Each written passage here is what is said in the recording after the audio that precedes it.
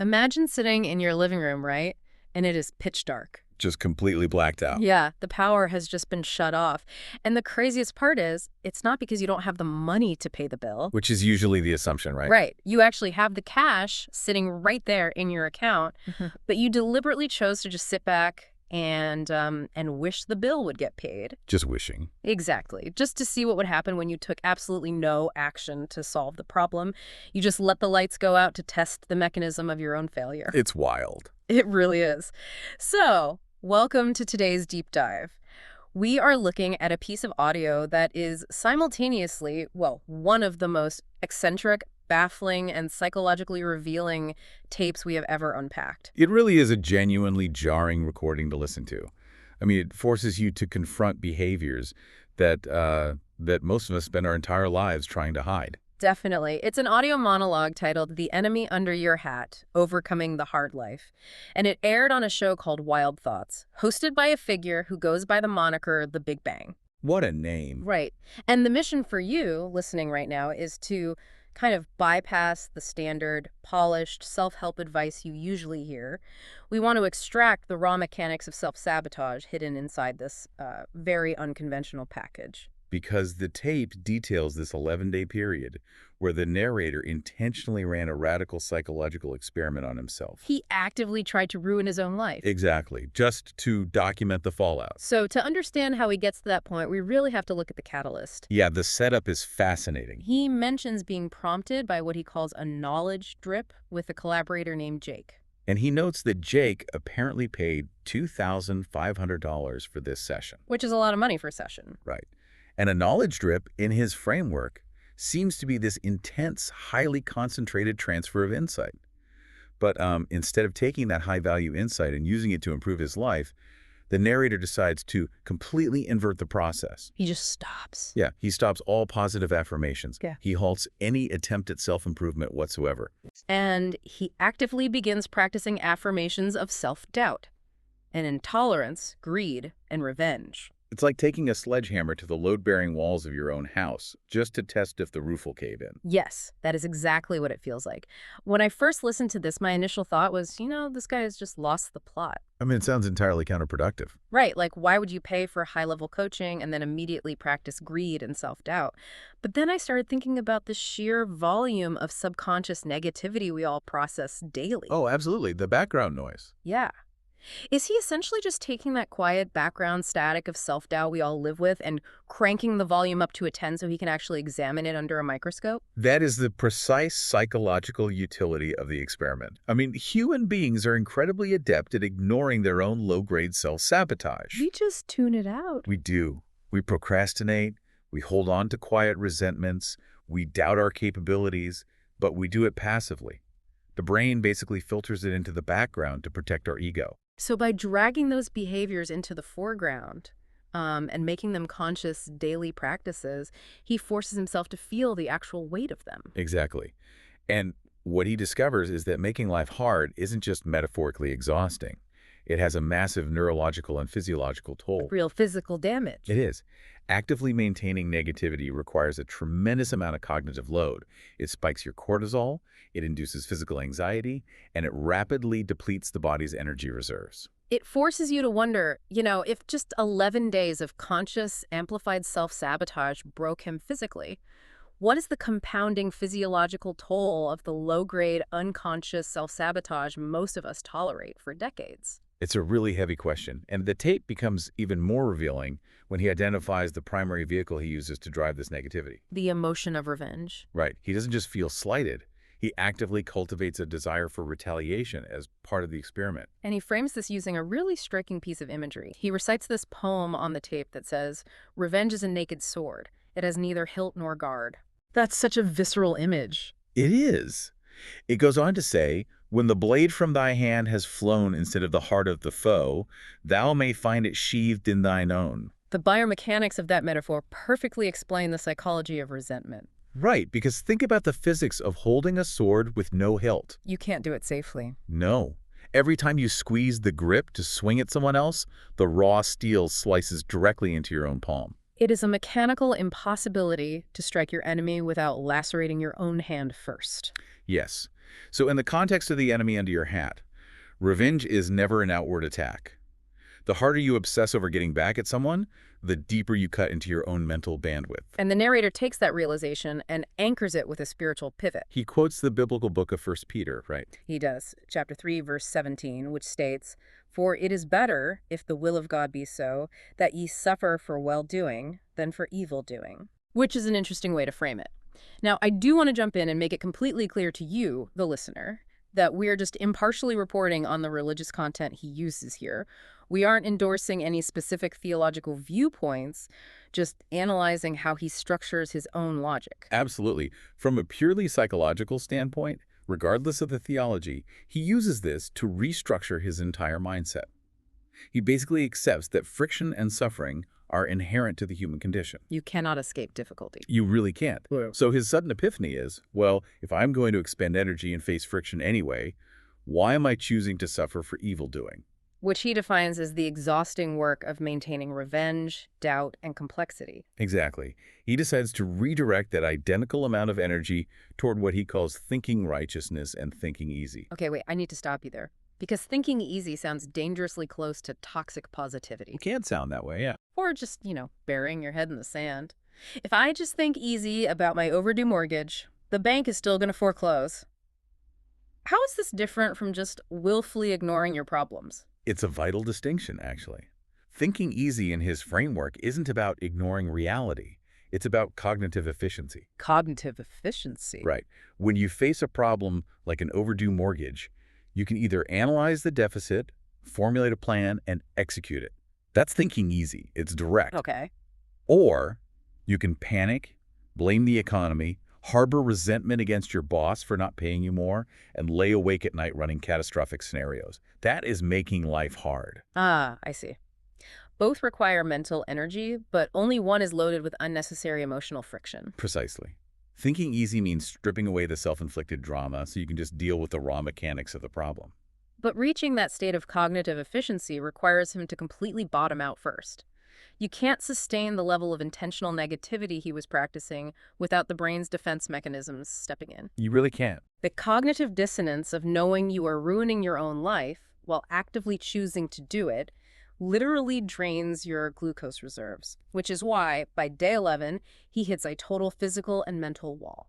And the audio recording reflects this breakdown in the most bizarre ways. The juxtaposition in this section of the tape is just jarring. He is audibly unraveling. Completely. Yeah. He starts rambling, casually justifying drinking alcohol and smoking marijuana, telling the audience they can, quote, check your Bibles to see that it's a valid way to go connect with God. And again, we are just impartially reporting what is on the tape here. We are not endorsing his views on theology or substance use. Of course not. But amidst these justifications, he casually mentions that he's laying his head down on his Snow Blue Snowball microphone. Right, and he talks about picking out his long, luxurious hair with a comb while recording. It's so surreal, but from a behavioral perspective, what you're hearing is a brain completely depleted of executive function. Just totally burnt out. Yes. When cognitive overload peaks, the brain grasps for self-soothing behaviors. The substances, the physical sensation of combing his hair, resting his heavy head on the microphone. These are primitive attempts to regulate a nervous system that has been flooded with stress hormones for 11 straight days. But right in the middle of this deeply eccentric, highly personal unraveling, he executes a flawless pivot. It's incredible. The tone completely shifts. Suddenly, he is providing pristine clinical instructions for sitting meditation. It's as if a completely different, highly disciplined person steps up to the microphone. The meditation serves as the neurological circuit breaker. He instructs the listener to find a stable, upright posture and to anchor their attention on the raw sensations of the breath. And he notes that background thoughts, memories, and impulses to fidget will inevitably arise. But the instruction is to gently refrain from engaging them. That's standard mindfulness, sure. But he adds a specific instruction that caught my ear. He says that when you inevitably realize your attention has drifted, you must gently bring it back and explicitly congratulate yourself for that mini awakening. That part is crucial. Why is that self-congratulation so important? Because it is the mechanism that rewires the habit loop. Most people punish themselves when their mind wanders during meditation. Yeah, they get frustrated. Right. But when you do that, you are training your brain to associate the act of noticing with the pain of failure. Oh, wow. So if noticing your distraction feels like a punishment, your brain will subconsciously avoid noticing it in the future. Exactly. Yep. By congratulating yourself for the mini awakening, you trigger a tiny hit of dopamine. You positively reinforce the act of catching your own errors. You are literally training your brain to enjoy the process of course correcting. Which is the perfect mental palate cleanser. He stops the chaos, resets his dopamine pathways, and clears the slate so he can finally diagnose the root causes of his 11-day failure. And with a clear head, he begins listing out the exact mechanisms of how we make our lives hard. He calls them the symptoms of lack of persistence. He announces there are 16, though he only actually lists 14 on the tape. A minor structural oversight. But the 14 symptoms he details act as a comprehensive diagnostic manual for human self-sabotage. Let's group these and look at the underlying psychology, starting with the concept of scarcity. Good place to start. He lists symptom 1 as the failure to clearly define what you want. And he directly pairs this with symptom 14, which is the habit of compromising with poverty instead of aiming at riches. And he shares an unbelievable real-world application from his 11 days. Right. He actually had the opportunity and the capital to buy a house that week. But because he was committed to his experiment of making life hard, he deliberately passed it up. He intentionally chose to compromise with poverty. When you look at the mechanism of compromising with poverty, it is fundamentally driven by the amygdala, the fear center of the brain. So it's an ingrained subconscious belief that there is not an abundance of resources, success, or safety to go around. Precisely. When people operate from a scarcity mindset, their executive function actually narrows. They become hyper-focused on immediate survival and lose the ability to plan long-term. So by forcing himself to act out that fear and reject the house, he demonstrated how paralyzing it is to let the fear of losing dictate your actions, rather than the prospect of gaining. That leads right into symptoms 10 and 11. Quitting at the first sign of defeat, the lack of organized written plan. Oh, yeah. During the experiment, if he was recording his thoughts and said a single wrong word, he would scrap the entire take. He admits to restarting the recording 11 different times. Which is exhausting. And he also abandoned his usual practice of writing down his outlines, choosing instead to just wing the entire recording. The restarting is a textbook manifestation of perfectionism acting as an ego shield. We often culturally praise perfectionism as a high standard. Right, like it's a good thing. But in reality, it is a defensive mechanism against vulnerability. If you scrap a project 11 times because it isn't flawless, you never actually have to finish it. And if you never finish it, you never have to expose it to the judgment of others. Exactly. Quitting at the first sign of friction is the ego's way of protecting itself from the potential sting of a completed failure. And abandoning the written plan just guarantees that friction will arrive sooner. It really does. But I want to look at the symptom that resulted in him sitting in the dark with his power shut off. This covers symptoms 12 and 13, neglecting opportunities, and wishing instead of willing. This is a big one. We mentioned this at the top of the deep dive. He literally wished someone would knock on his door and pay his utility bill instead of applying his will to just pay it himself. Why does the human brain so heavily prefer wishing over willing? It comes down to caloric and emotional preservation. Wishing is an entirely passive cognitive state. It requires zero physical exertion, zero risk assessment, and zero emotional vulnerability. You can just sit on a couch and wish to be wealthy, and your brain enjoys a mild fantasy without spending any real energy. Right. Willing, however, requires action. It demands that you mobilize resources, face potential rejection, and operate in the real world where outcomes are uncertain. So wishing protects the ego, but willing risks the ego. Exactly. The brain, which is an energy conservation machine, will always default to wishing unless you consciously force it into the friction of willing. That's profound. Are you, the listener, relying on wishing right now? Are there areas in your life where you are waiting for the universe to pay a metaphorical utility bill rather than applying the friction of your own will? Because the cost of wishing is that eventually the lights always go out. And when the lights do go out, we immediately transition to the next set of symptoms, which we can call the alibi group. This encompasses symptoms 2, 4, 5, and 8. These revolve around procrastination, indecision, relying on alibis instead of plans, and the habit of blaming others. The tape gets highly specific here. He talks about the compulsion to pass the buck, specifically mentioning the tendency to blame people like Cheryl or Scott for his own lack of progress. Right, whoever Cheryl and Scott are. Yeah, they're catching strays in this recording for sure. But when I think about the concept of an alibi, it seems to me that it isn't just a simple excuse. An alibi acts more like an emotional painkiller. Ooh, that's a good way to put it. Blaming Cheryl acts as an anesthetic for your own ego. It temporarily relieves the acute pain of your own stagnation, but it quietly guarantees that you never actually fix the underlying injury. That is the perfect way to conceptualize it. An alibi neutralizes the immediate discomfort of failure by shifting the locus of control outward. Right, so if the economy or the weather or Cheryl is responsible for your lack of persistence, then you are absolved of the responsibility to change. Exactly. It is highly effective for short-term emotional regulation, but absolutely fatal for long-term growth.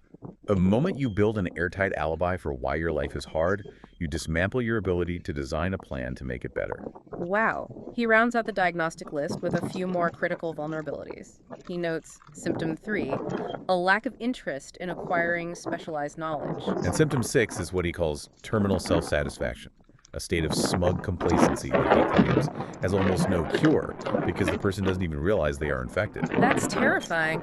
Then symptom 7 is an indifference and a readiness to compromise rather than fight through opposition. And finally, symptom 9, a sheer weakness of desire. So taken together, the 14 symptoms move from the initial failure to define a goal, through the ego-driven defenses of perfectionism and alibis, all the way to the ultimate collapse of simply accepting poverty and failure as inevitable. It is a complete map of how the mind systematically dismantles its own potential. So how do we synthesize all of this?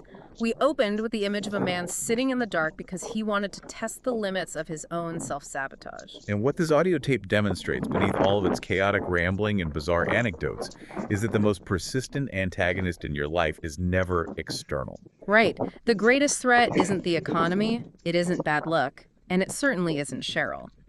The most dangerous enemy is the one operating under your own hat. The 11-day experiment proves that the baseline state of an unmanaged mind is resistance. If you don't actively direct your thoughts toward thinking easy and structured planning, the brain will default to fear, scarcity, and exhausting emotional revenge. The antidote to the hard life isn't just positive thinking, it's the clinical, ruthless elimination of your own alibis. Yes. It's realizing that you have a hand on the blade of that naked sword, and you are the only one who can choose to let go of the steel. You have to stop compromising with the conditions you don't want, and you have to replace the passive comfort of wishing with the uncomfortable friction of willing. I want to leave you with a concept to examine in your own life. The narrator's 11-day descent into intentional failure, as physically destructive as it was, served a purpose. It brilliantly eliminated his exact psychological blind spot. Right. By leaning into the sabotage, he mapped the exact coordinates of his own fear. So here's the thought experiment for you. Imagine you were to design a safe, strictly bounded, 24-hour microdose of intentional failure for yourself. Just one a day. Yeah, if you deliberately let your inner critic take the wheel for one single day, what specific hidden fears do you think it would expose? Where exactly would your subconscious try to crash the car? Identifying where your mind naturally steers toward failure is the first step in ensuring you never actually arrive there. Just remember to keep your hands off the naked sword while you run the diagnostic. Thank you for joining us on this deep dive. Keep your persistence high, examine your alibis closely, and always keep an eye on the enemy under your hat.